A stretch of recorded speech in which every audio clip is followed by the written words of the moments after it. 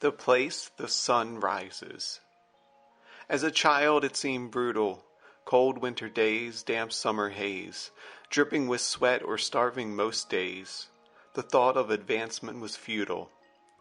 But now when I recall those blue-red sunsets, those endless days, a smile always returns to my face, and I would do anything at all to return to that place.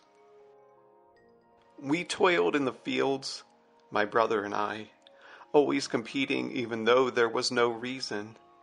And at night by the fire our dad told us tales that we would aspire to but scarcely believe in. He talked about war, about kingdoms, about gods, but we never left the farm, knew not about the world, knew not about a lot. We would laugh at these tales as we pretended both to rest, and when the sun returned, it would all begin again. Life went on day by day. We only knew our simple ways. I was fast, my brother strong. Our competing went on all day long. Then one day a warrior came, and those tales we thought were lies we saw were truths all along.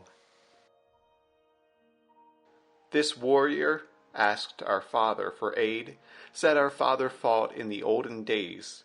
He once was strong and fierce and brave. Our father turned the man away. The warrior persisted, our country needs help. Our father said, I am now too old. The warrior said, maybe your children can help. Our father said, you are being too bold. So the warrior went and turned away, and our father glared at us too, said, don't try to be brave. It may sound glorious to fight and kill, but bring more pain. It always does.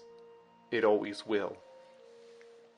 He sat and thought, told no tales that night, and was waiting for us with the morning's first light. The warrior will be back, so I'm sending you off. My brother said I am strong, which only made our father scoff. You are not strong enough, so right now please go away. The warrior will soon return, and with reinforcements in spades. We did not understand, could not comprehend, but our father set us on a horse and told us to ride. Said it's not safe here for you. Don't return for some time. And so we rode like in the stories, though in our hearts we both were scared, not at all like those brave heroes. We felt not at all prepared. We rode for ages, more than we did before, past the place the sun rises to a dark place near a shore. Our horse stopped at a hut, for she knew there we would stay. We didn't know why we were here, but we walked in and pretended to be brave. 3 ugly women sat around. We acted tough as we walked about, but they just watched and saw us true. Our fakeness they saw right through. My brother broke first, he sobbed and they consoled. I just stared at them angrily, growing ever frozen cold. My brother adjusted as we sat in the mud, as we ate bugs and berries, as we hid in that hut. But I could not accept it. I wanted to fight, and not hide about day after night. The women laughed at me and said I should stay, but I knew I would leave for certain one day. And one day in our hiding we saw an army sneak by. Our hut, it was hidden from view and from time.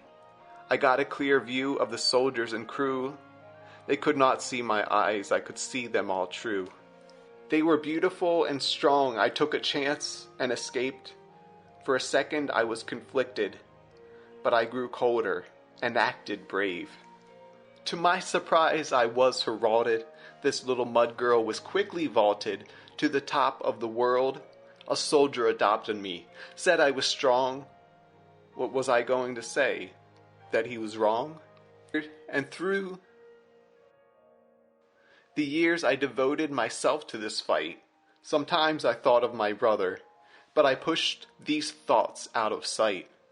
I rose through the ranks from a soldier to major, and I dreamt of my brother and hoped fate was in his favor. I would pray and think, I hope he's okay. But as time passed on, his memory did fade, It didn't hurt my nice surroundings and rich adornments kept me diverted, while my brother was kept grounded. The thirst for glory kept me averted. I became a woman and one day knew to advance something must change. There was a secret in the place where my brother had been hiding safe. So I was coy, devised a plan, and with an army to expand, and broke through to that promised land where that hut lay hidden in the sand. There was a mineral we could exploit, I told my soldiers, so adroit, while hiding the hut way out of view, intending to just pass on through. But, unintended, I saw my brother, and with eyes averted he seemed so meek. The others saw him too, and went to cut him. I raised my sword to keep the peace. My brother ran, fast, unexpected, and in a blink he was away. I didn't think, I didn't need to.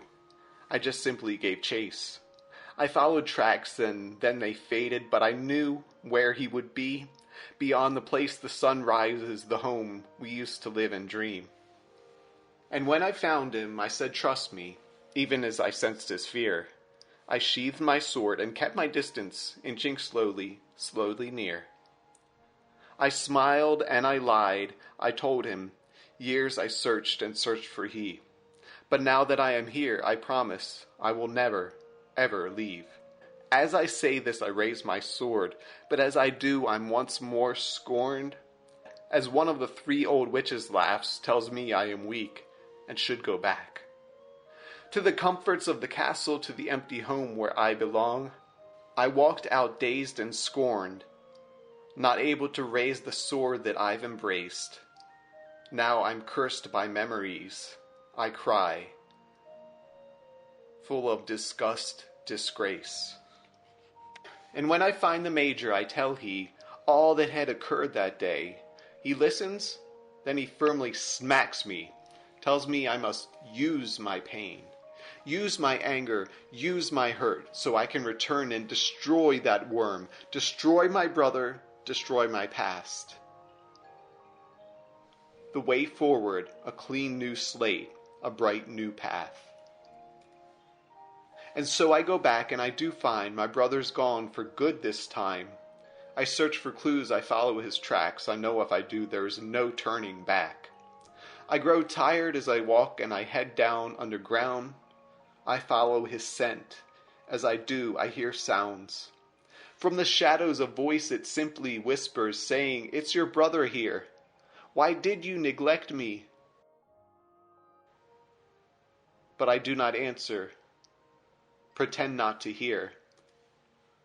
I walk into the noise with my rage on full display. I kill a lot of things with my primal burning rage. After the cave, I burn our house, and for many more years forget all about my brother, my past, and instead embrace my destiny, and become a queen so bright and bold, so strong, so cold. And then one night the whispers return. My sister, it says, I cannot be burned. I can never die, a memory am I, of your brother who once was alive.